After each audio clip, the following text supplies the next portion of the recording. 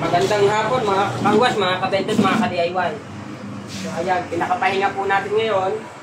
Magbibigay po ako ng tips. Tips po ito sa ating car wash. Ito po sa ating pressure washer na ginagamit. Para hindi po, ang bibigay ko po sa inyong tips ay para hindi tayo nasusunugan ng motor. Hindi tayo basta-basta nasisira ng pump. Ayan po. So, dito po, unang-unang tips na lang po ay pumili po kayo ng mas maayos na pump. Mas maayos na pump.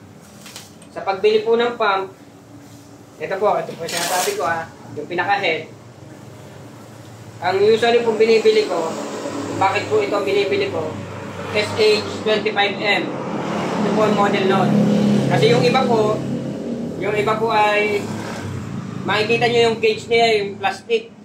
Madalas pong pumutok yun. Kaya po yung laging ganito ang hinahanap ko, na ganito ang gauge, kasi ito matibay ang gauge. Yung pong plastic na nakapahiga ang kanyang pagkakalagay, madalas po yan ay pumuputok.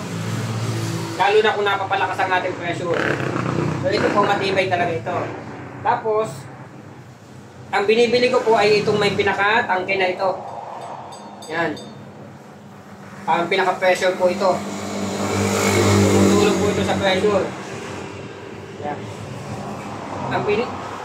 Ang kagandahan po kasi nito, napakadali pong kontrolin na kanyang napakadali kontrolin po ng pressure. Malalaman nyo agad. Counting adjustment, kahit kamay lang po ang gamit nyo. Hindi nyo kailangan ng special tools. Hindi nyo kailangan ng katalang malaki. Hindi nyo kailangan ng gabi tubo na malaki. Kasi doon po sa isa, napakabigat pong ipihit. Minsan kailangan nyo pa ng katala para may pihit. Paano po kung biglaan? Nagkabiglaan, halimbawa, naglolo ko yung motor nyo. Kumbaga, hindi tama ang pagkakakabit o pagkaka-adjust ng pressure. So, maghahanap po kayo ng tools. Hindi po kagaya nito. Kamay lang, napakadaling adjust. Tapos may pinaka-emergency po yan. Iganyan nyo lang po yan, mawawala na agad ang pressure. Tapos saka kayo mag-adjust. Yun po kagandahan ng ganitong model. Kaya ganito po ang ginagamit ko ngayon. So, ito po ay model SH25M. Marami po klase model niyan. Pero ito po yung pinakamababa na may ganito. Kasi may malalaki pa po nito. So, pwede rin po yun. Malalakas po talaga yun. Tapos ang kagandahan nga po nitong model na ito, so parang review na po tayo dito sa Kawasaki na ito. Ang kagandahan nga po nito ay threaded. Threaded po ito. Hindi yung kagaya ng isang Kawasaki na nakapatong lang. Minsan nawawala ng hugo. Ang kagandahan po nito threaded. Yun po. Kaya maganda siyang gamitin. So, dun po tayo sa tips para hindi tayo nasusunugan ng motor. Number 1 po, para makaiwas po tayo sa sunog ng motor, ay wire. Wire po, tamang wire po dapat lagi nakakabit yan. Yung haba po, tama dapat pong haba. Hindi sobrang haba, kasi po, number 1 po yan. Halimbawa po, yung paglalagyan nyo ng car wash, napakalayo sa supply ng kuryente. So, aabot kayo ng mga halimbawa 40 meters, pataas. So, number 1 po yan. Pwede nyo pong, para po makaiwas kayo doon, kasi pwede pong masunog yan pag ang wires nyo ay manipis lang, tapos napakahaba, napakalayo. Ang gawin nyo po, daanin nyo po sa kapal ng wire. Pero useless po yan kung makapal ang wire nyo, tapos doon naman sa main supply nyo, manipis. So titingnan nyo rin po doon sa main supply. Kasi number 1 po magiging problema nyo dyan, masusunog po yan, pag yan po ay nagkaroon ng voltage drop. Siyempre po, pag haba ng wire, pag-iinan na po ng daloy ng kuryente. So yun po ang nagiging problema natin. Tapos yung kapal po ng wire, titingnan nyo din po. So may isa nga po nag-ano sa akin, na nag-inquire siya ng 3-in-1, gusto niya maglagay ng pwesto, tapos sakto naman ako napadaan sa lugar niya. So tinignan ko yung pwesto niya. Sabi ko hindi magkakaigi, hindi ka magkakaigi maglagay ng car wash dyan. Ako na nagsabi sa kanya hindi magkakaigi. Kasi tinanong ko sa kanya kung nasaan ang kanyang linya ng kuryente. Ay napakalayo pala, nasa almost 100 meters ang layo. Kung punta doon, tapos doon sa pwesto niya, napakalayo po. Sabi ko, naku, hindi magkakaigi kasi masusunog lang ang motor mo. Okay, number 1 na dyan, masusunog. Tapos tinignan ko din yung wire na nakakapit sa kanya, hindi sapat yung wire. So mahalaga po talaga yung wire. So sabi niya nga, kasi meron siyang pwesto ng gawaan ng aircon at saka parang auto shop. Yung gawaan po ng mga sasakyan. Tapos nag-ano siya ng aircon. Sabi niya ngayon, kaya pala nasunog yung dalawa kong motor. Kabago-bago kong bili. So may dalawa agad siya nasunog na ganito na ginagamit niya doon sa pagkukumpina niya ng mga sa aircon, yung pambutas, yung drill press, kaya daw pala nasunog. Kabago-bago, nagtaka daw siya, sunog agad. So, sabi ko, yun po ang dahilan kasi napakalayo ng supply nyo. Nagkakaroon ng voltage drop, nasusunog po. So yung iba po nasusunogan dito, yun po ang number 1. Yung layo at saka yung kapal ng wire nyo. Huwag nyo pong gagamitan ito ng manipis na wire. Yun po ang isang susi dyan para hindi nasusunog. Okay, copper po yan o aluminum, masusunog po yan pag may mali kayong setup. Ako po ay 8 taon na sa car wash, mahigit. Magsasyam na taon na. Never pa po ako nasunugan ito. Never na never pa po. Kasi, aluminum lang po yung gamit ko.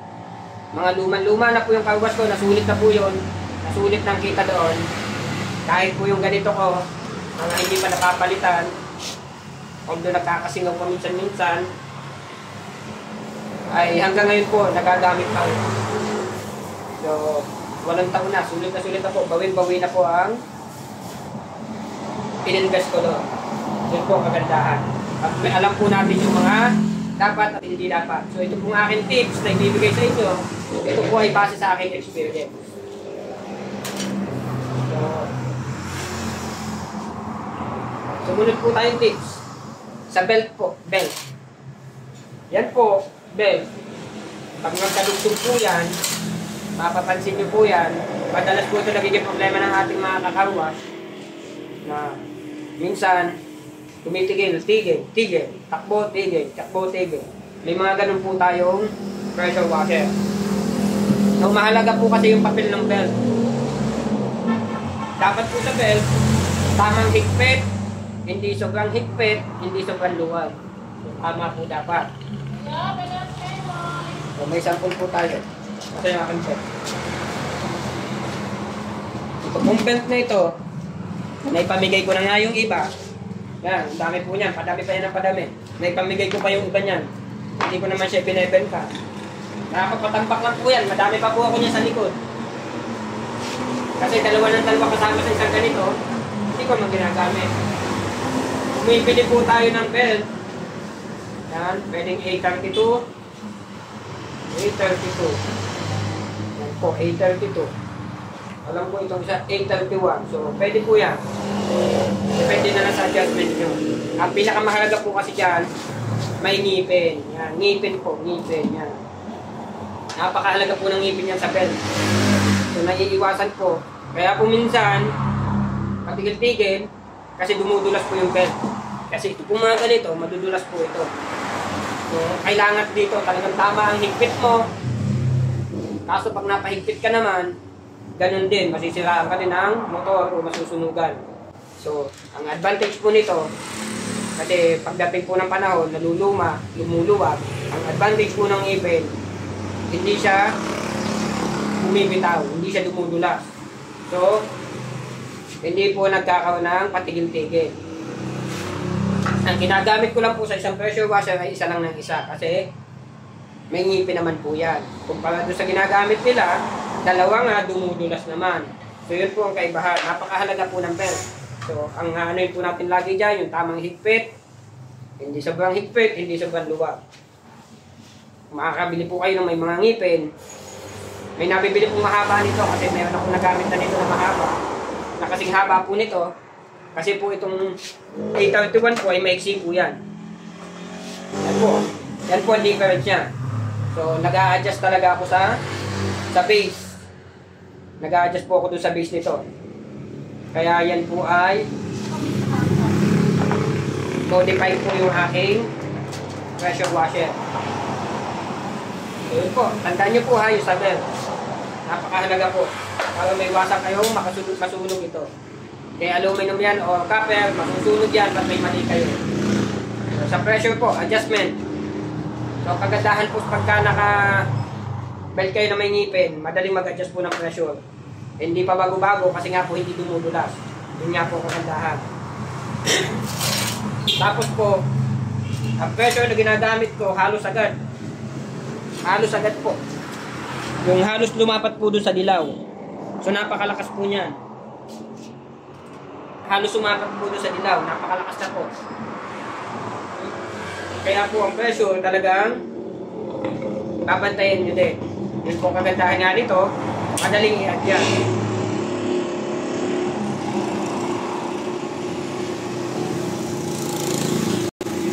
Tapos po, at titingnan nyo rin po yung pressure. Kahit pa po anong lakas ng pressure nyo dito, o hindi naman kaya ng hose nyo, mabubutasan lang kayo ng hose. So, titimplahin nyo rin po maigi. Hindi pwedeng sobrang lakas, daanin nyo nga po sa lakas, pag ano naman, butas naman ang hose nyo. So kayo din yung nagastusan, kayo din ang nasayangan. So, timplahin nyo lang ng tama, yung tingin nyo kaya ng hose nyo. Lalo na kung hose nyo ay yung mga mumurahin lang, yung ganito,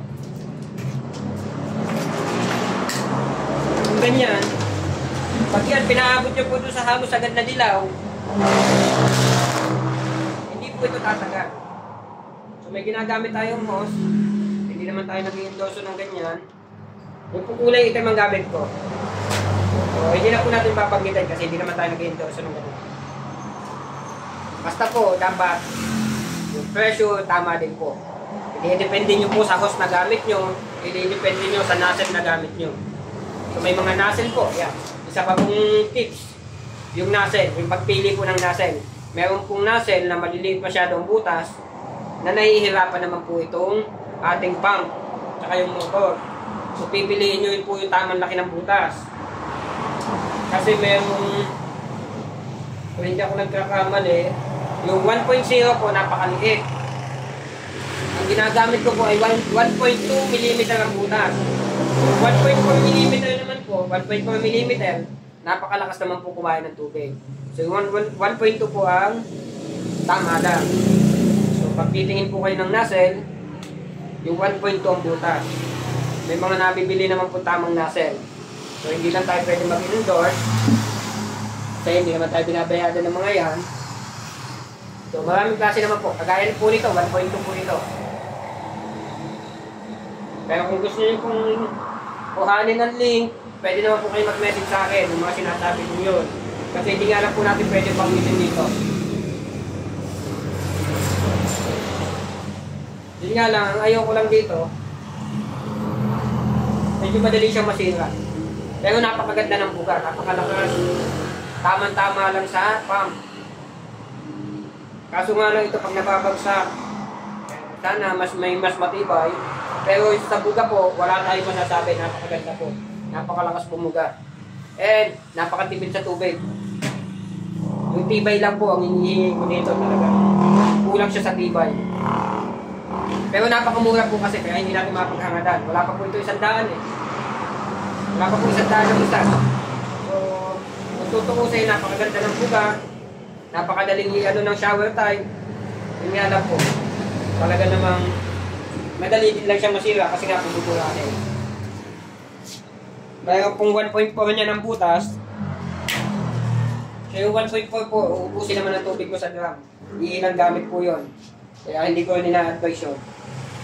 Yung mga dati ko pong ginagamit, wala na kasi akong sample dito. Kasi mga pinagtatapon ko na, mayroon pa natira. Yan. Ito naman po, yan. So hindi po natin binabanggit ang pangalan ha. Pinakikita ko lang po. So, masyado maliit ang butas. And, medyo hirap ang ating motor at pump sa mga ganito. So, tama lang yung butas nito. Pero may nabibili po na maliit ang butas nito, may nabibili malaki ha. Kaya dapat po yung tama din ang bibili nyo. So, yan po. Yan po yung isang tip sa nozzle. Yung sa oil po, yung oil. Napakahalaga po ng papel ng oil. Para hindi tayo basta-basta naninirahan. Ito mga dito. Lalo na po itong grasa. Pag pinili nyo naman po may grasa na yan. Honestly po, yung aking ganito, hindi naman po sa sobrang pagtitipid. 8 taon na po yung ganito ko. 8 taon na. Parang dadalawang beses ko po sa 8 taon, dadalawang beses ko po na-change oil, sa totoo lang. Hindi po ako lagi nag-change oil. Yung iba, sabi nila, 3 months, mag-change oil ka na. Hindi po, hindi mo na kinita yan. Sa akin po ay, sa 8 taon, dadalawang beses pa ako nag-change oil ng 2 kong water. Pinagsasaway ko lang po siya. So, kasi ang binabasihan ko po, yun lang sa loob. Kung maayos pa lang yun, bakit ako mag-change oil? Diba? Ang mahalaga lang po dyan, huwag nyo titipidin sa... Huwag yung mumurahin sobra naman ang langis na ilalagay nyo. Huwag yung kung masyadong mumurahin, huwag yung masyadong tipidin sa langis. Kasi, kung lagi kayo mag-change oil, lalong mas madami ang gastos nyo. Isipin nyo po yung akin 2 beses sa 8 taon. So, malaki ang natipid ko. Opo, malaki ang natipid talaga. So, hindi po sa tinipid ko yung machine. Yun nga lang po, talagang yung oil na nilagay ko, ay hindi ko naman siya tinitipid. Hindi na rin po tayo, may pangalan. May pangalan tong aking... Kasi yung oil ko po, nakikita ko.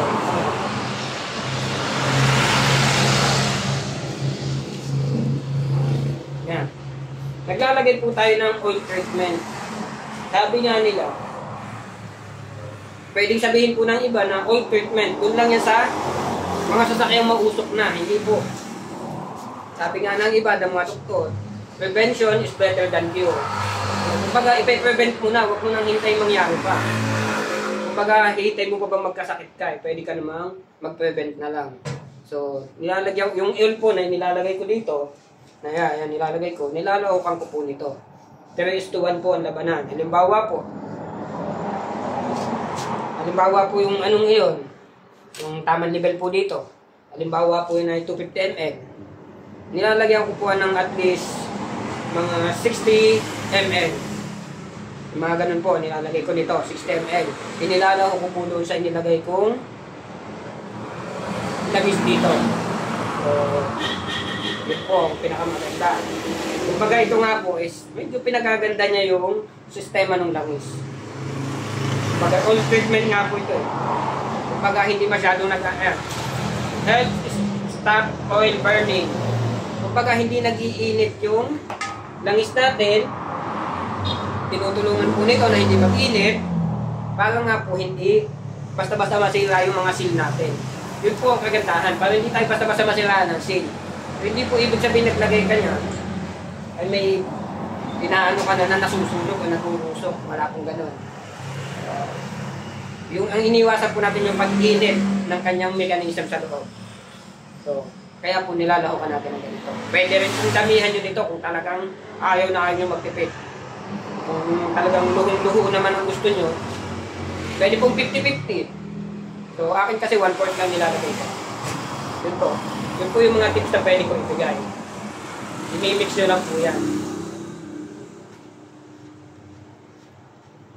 So, I hope po nakatulong yung mga or makatulong sa inyo yung aking mga tips. Kasi kung may karagdagan pa po kayo, pwede nyo po i-comment, ilagay sa comment. Para naman po makatulong sa ating mga kakarwa. Kasi hindi ko naman po lahat mababanggit yan o hindi ko man lahat na experience yan. Kasi ako naman hindi po sa bagano, hindi naman talaga ito ang ko. Pero at least, naka 8 taon na ako dito, yun yung binabasihan ko. Ang isa nyo rin aabangan dyan, pag nakita nyo po, yun, isa pa po tips.